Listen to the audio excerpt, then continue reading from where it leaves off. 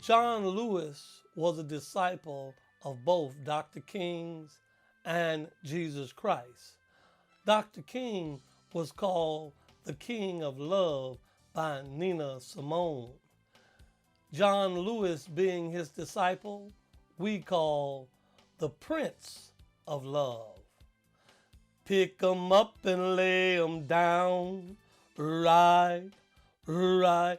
Pick 'em up and lay 'em down, right, right. All the way to Montgomery town, right, right. Pick 'em up and lay 'em down, right, right. And the rain came down, right, right. Lord, thought I woulda drowned, right, right. Through the rain, through the deep, right, right. Lord, I didn't get my sleep, right, right. That's why we moving in a creep, right, right. Pick 'em up and lay 'em down, right, right. Pick 'em up and lay 'em down. John Lewis's name has become synonymous with the civil rights movement. Born the son of Alabama sharecroppers who earned a whopping sum of $1.40 for 400 pounds of cotton picked, neo-slavery. President Ulysses S. Grant in 1877 stated that labor disgraces no man. Lewis would vigorously disagree with this statement relative to sharecropping. I hated the work itself, but even more than that, from a very early age, I realized and resented what it represented: exploitation, hopelessness, a dead-end way of life. I hated picking cotton, literally back-breaking labor, planting, picking, chopping, fertilizing, row after row, often on your hands and knees from one end of the field to the other, sun up to sun down, year in and year out. The blazing Alabama sun beating down so hard you'd give anything you own for a little piece of shade and something cool to drink. This is the John Lewis who studied religion and philosophy at Fisk University in 1963 and participated in the desegregation of lunch counters in restaurants, sit-ins, took freedom rides, participated in the Mississippi Freedom Summer Project, and was savagely beaten during the Selma to Montgomery March. He drank deeply from the well of wisdom that was Ella Baker. She prophetically warned the students that this struggle to desegregate lunch counters and break down racially entrenched voting rights education was, quote, about more than a hamburger. She further cautioned, don't let anyone else, especially older folks, tell you what to do. Think and act for yourselves. Hold on to your energy and your vision. Keep it pure. Keep it real.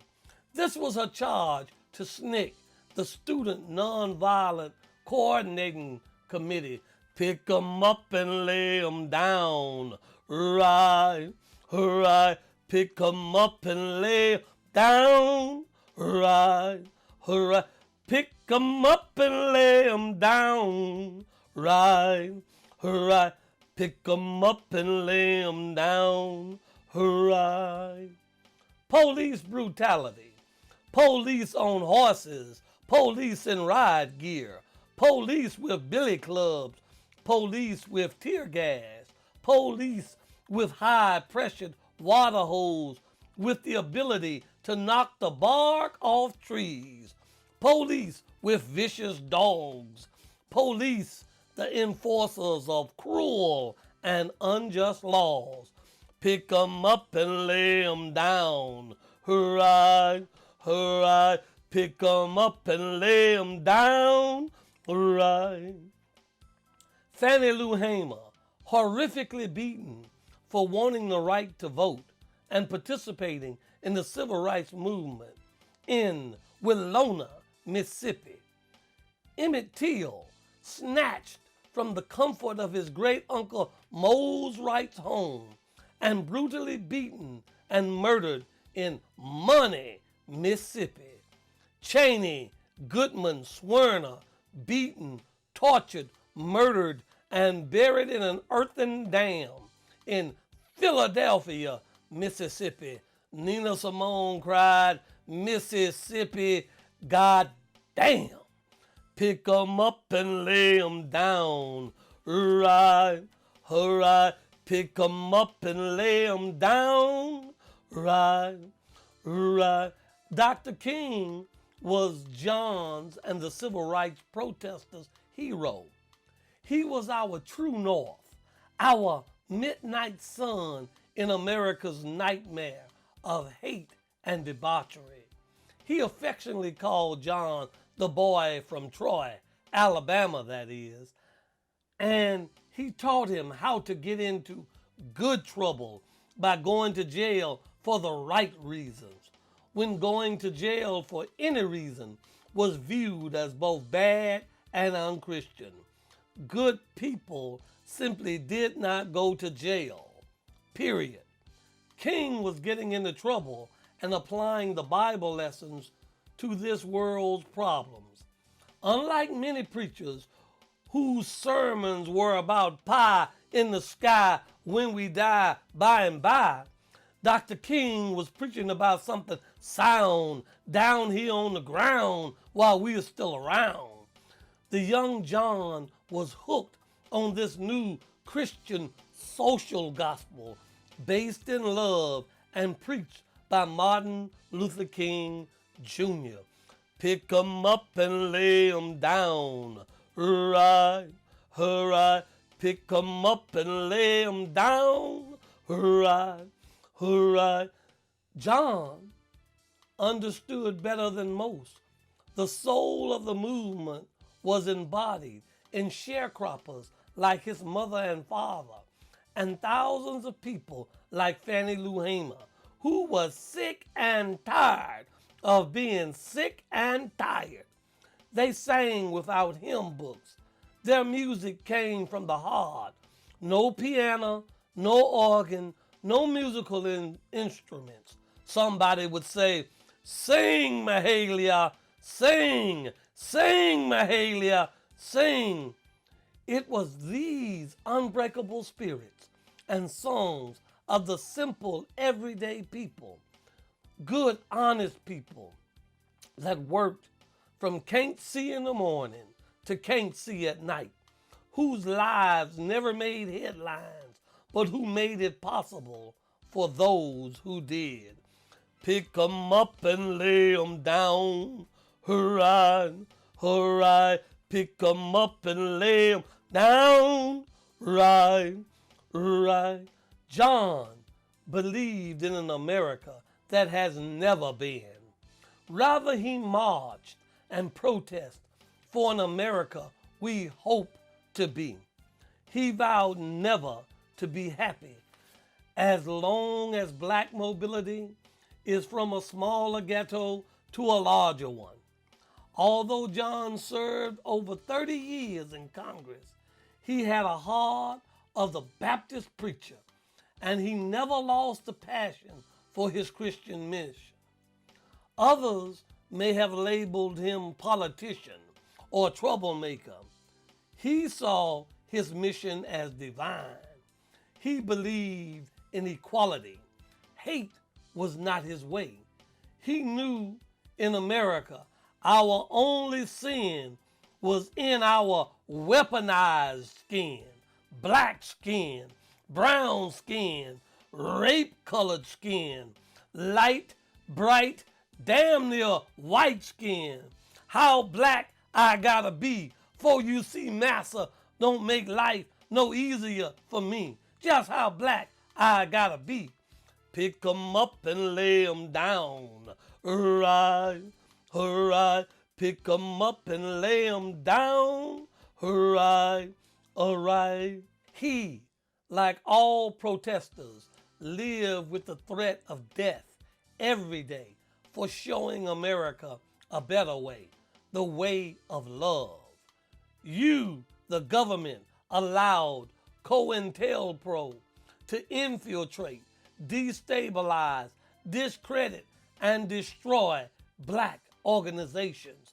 You, the government, allowed the Ku Klux Klan and the racist mob to set fire to the bus in Anderson, Alabama.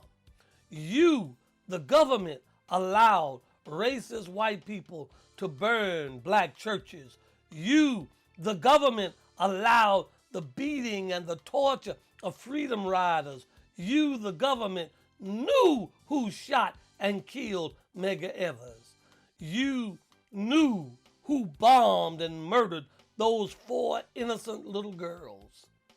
You knew who killed Cheney, Goodman, and Swerner. You knew who killed Emmett Till. You, the federal government, were against nonviolent direct action. We, the peaceful protesters, were naive to think otherwise. Pick 'em up and lay 'em down. Right, right. Pick 'em up and lay 'em down. Right, right. We who believe need no lectures from former presidents to tell us there were 2 or 3 years where the movement went a little too far towards Stokely. We determine where we go and how far we will go. And Stokely's political positions were the consequences of a racist, nationalist oppression. How dare you tell us how to protest?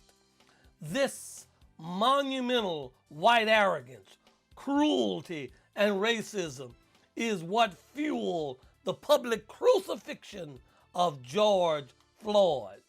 And Nina Simone sang, "Will the murders never cease? Are these men or are they beasts? Will the murders never cease? Are these men or are these beasts?" It has given birth to a new coalition of consciousness movement. John would say, if you see evil, say something. If you see wrong, do something. We who believe in democracy, we who believe in freedom, black, white, Native American, Indian, Spanish-speaking, Chinese, Japanese, Korean, Samoan, and more, we are a kaleidoscope of humanity, and we demand justice and equality and peace for all Americans. What are we going to do now that the Prince of Love is dead? Pick 'em up and lay 'em down. Right, right. Pick 'em up and lay 'em down. Right, right. All the way to Montgomery town. Right, right. And the rain came down. Right, right. Lord, thought I would have drowned. Right, right. Through the rain, through the deep. Right, right. Lord, I didn't get my sleep. Right, right. That's why we moving in a creep. Right, right. Pick 'em up and lay 'em down. Right, right. Pick 'em up and lay 'em down. Right, right. Pick 'em up and lay 'em down. Right, right. When I was 10 years old, I tried to check a book out of the public library. and I was told by the librarian that colored people couldn't use the library.